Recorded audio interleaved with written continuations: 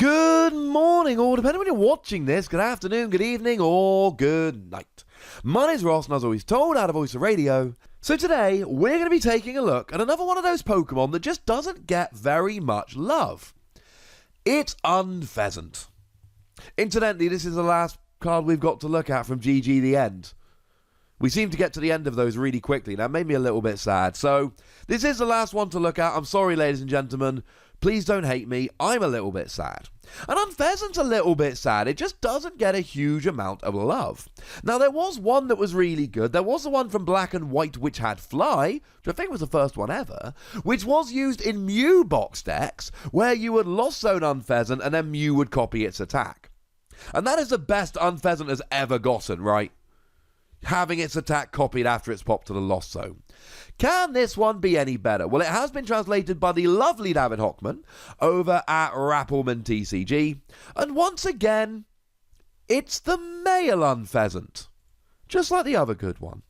Now, it's got a retreat cost of 1, which is lovely. It's low and you do have a skateboard. It's got a weakness to lightning, which is very bad because... well, I want to say because of stuff like Electro Power, but actually Pikarom will get a one-hit KO anyway, and Zapdos isn't hitting for weakness, so there will be a few Pokemon, but actually the two most relevant ones here aren't relevant here. And you've got a resistance to fighting, so stuff like Buzzwole will be doing less damage, and that's lovely, partly because fighting decks are good, and partly because you got stuff like Pikarom, which is weak to fighting, which makes people want to play fighting, but you're resistant to fighting, and that is good. 140 HP is a little bit low, though. To be fair, it's in line with something like Greninja from Detective Pikachu, but still, it's a little bit lower than we would like. And it's a colourless Pokemon, which means it gets no extra tricks and hits nothing for weakness. Boo! But does it have any good attacks? Well, the first attack, ladies and gentlemen, I don't know how much good I can say about it. Now, to be fair, doing 40 for a single energy is a decent amount of damage. We looked at Meditite the other day, yesterday, in fact, no, a couple of days ago now, and I told you that Meditite was great. And Meditite does 40 damage for 1 energy, and the fact that Meditite does 40 damage for 1 energy is the reason Meditite is great. But these are not equal. Meditite can use Diancie Prism Star to do extra damage. Meditite can use Fighting Dojo to do extra damage. Meditite hits for one of the best weaknesses in the game.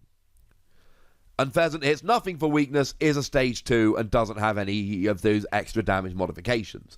So I'm not saying 40 for 1 energy is bad. A couple of days ago I told you super explicitly that 40 for 1 energy is good.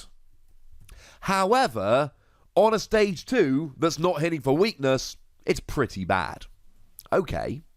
Incidentally, if we ever get some fancy card, think like the Flareon from Ancient Origins, that made any stage 1 a fire type.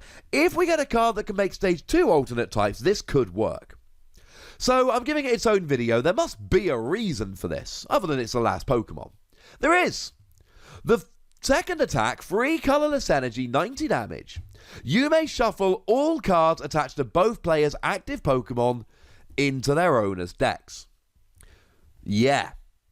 This could swing the game, ladies and gentlemen.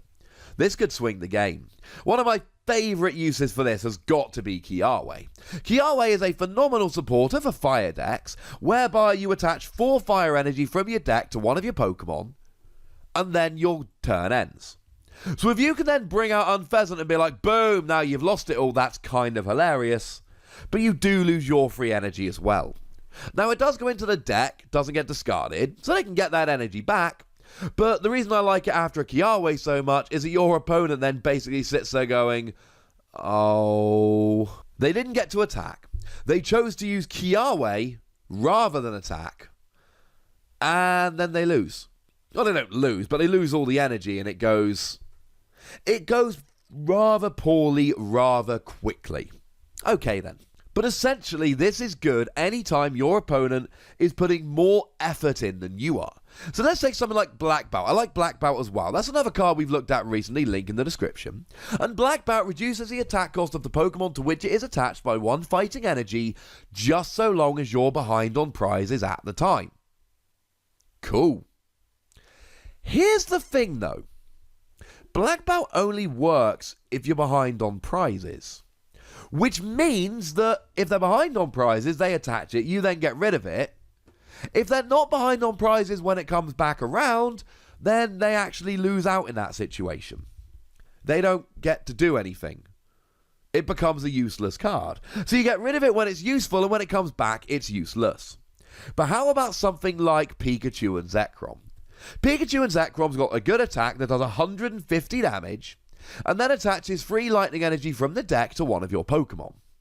Now, they'll still do the 150, but what you'll sometimes see from Pikarom players here is they do this, and they choose to attach the free energy to themselves. They've now got 6 energy attached, and they're ready for Tag Bolt GX, which does 200 damage to the active and 170 to one of your bench Pokemon. Frankly, ladies and gentlemen, no! You don't want this. You do not want this. That is bad. So what you do here is you shuffle all the energy back into their deck, and you lose your energy, but they lose a lot more than you do. The other thing to think about here is that Unfezant has a retreat cost of 1. Pikachu and Zekrom has a retreat cost of 3. So even though you lose all your energy, you can use an escape board or a single energy, get yourself out the active. Whereas your opponent has a retreat cost of 3 and then has no energy. So they're going to have to use something like Guzma in order to get out the active. And I really like Pikachu as an example here, because generally speaking, these decks cheat at the beginning of the game. Now, when I say cheat, I mean cheat the usual rules. I don't mean literally cheat. So, generally speaking, you should have to use free energy to attack with a Pikarom. But you use Thunder Mountain to bring it down to 2 energy. You use Tapu Koko Prism Star to attach an energy to each of 2 of your bench Pokemon. And then you can really use it for a single energy. It's kind of like cheating, but you've had to use it. And maybe they play a Lizia to search both of them out. Generally they don't, but they could. Well, Tapu Koko Prism Star is a one-time deal. They use it, it's done. And it's lost zoned when they use it, so it really is done. And Thunder Mountain Prism Star is again a one-time deal. Well, as soon as you get rid of it, it's gone for the game because it goes to the lost zone. So if you can catch your opponent right here, they've used their Thunder Mountain, they've used their Tapu Koko Prism Star, they've used their GX attack, and then you get rid of all their energy, and this is kind of hilarious. I don't know this is always going to work, but when used correctly, this is great. The other thing is, you're doing 90 damage, so... and the other thing here is, and this is really important, you can use something like a Choice Band, and it's actually brilliant here, because you just shuffle it back into your deck, ready to use on another Pokemon later, so you're not even wasting your Choice Band. And then you've taken off half their HP, and they're stranded in the active with no energy. Now, speaking of energy, we do have free energy here. I don't think it's the most annoying attack cost ever. It's not the easiest one to meet, so you'll want to use double colorless energy. That's fairly important. And you'll probably want to go ahead and use something else here. Now, you could just manually attach, but the ideal situation here is that you're doing this every turn. So you want to use something like a Malamar to get the third energy, or maybe you use Welder. The thing with Welder is that it's your supporter for the turn. That you do draw 3 cards. You attach 2 fire from your hand to one of your Pokemon and draw 3 cards. But I don't know if you're going to be able to do it every turn. That could get a little bit awkward. And there's nothing to stop you trying to do this every turn. Because the thing is, you're still doing 90 damage. 90 damage is pretty good. So the theory here is you attack with 1 Unfezant, shuffle everything into your deck, and shuffling the energy in can be quite good because it means you're not vulnerable to Enhanced Hammer. It means when Unfezant gets KO'd, you don't lose the energy. That's kind of cool. And then what you do here is you attack, get rid of all your opponent's energy, and then you just Malamar DCE, and you do this on a loop. And if this works, you win the game. If this works, your opponent never gets enough resources and they lose. And that can happen. I think the most impactful this is going to be is where you can go on a nuts turn and get your opponent when they've expended a lot of resources. It's not always going to work. One of the things to remember here is it's a stage 2, right? You ain't probably going to drop it as a surprise. Your opponent can see it coming. And your opponent can also play around it. They can just put a whole bunch of stuff on their bench Pokemon and bring it active only when they're ready to smash. But you're still only giving up 1 prize. And you can use Shrine of Punishment here to drop a bunch of damage around, because your opponent is going to have to play slower to play around this. They're going to have to build up Pokemon on the bench with stuff and bring it active when they're ready to KO. And that means they're playing more slowly, and that means Shrine of Punishment is going to be more impactful. It's going to be better. And you're only giving up one prize at a time. I genuinely think this can work with Shrine of Punishment, just doing 90 and getting rid of all the energy, but you're set up to reattach the energy and your opponent might not be. There's going to be games where your opponent just has the resources and one-hit KOs you, and that's going to suck. And certainly if they can find a lightning Pokemon that can do 70 damage, that new Thunderous, then that's actually going to be really bad. But there is potential here. Maybe it's too easy to play around.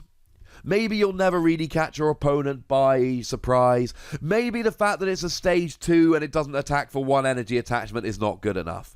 But you've got a really tricky Pokemon here that can be an awful lot of fun, and you can literally just get your opponent to the stage where they never attach enough stuff when you're just continually reattaching because you're set up. I'm going to give this 3 Wassies. I think it's fun. I think it's worth playing around with. I think it's a stage 2. I think it's risky, but I want to believe, ladies and gentlemen.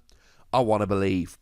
Do you want to believe? Do you believe? What do you want to tell me about Unfezant? Whatever it is, tell me in the comment section. Go nuts, but please do remember the rule. Be nice, would you? And then make sure you like this video, subscribe to this channel, follow me on Twitter at The Wassie, and Twitch for some live action at twitch.tv/PTCGRadio. If you want to support the channel, get some bonus podcasts and all that, head on over to patreon.com/PTCGRadio, where you can do exactly that. And please do make sure you're checking out youtube.com/WassiePlays, where we talk about games that don't have Pokemon in. Oh yeah. And we're probably going to be starting to cover a new game this week. There's a little bit of a tease for you. But by far the most important thing, as always, look after yourselves till next time. Thank you very much for watching. My name's Ross, and you've been watching PTCG Radio.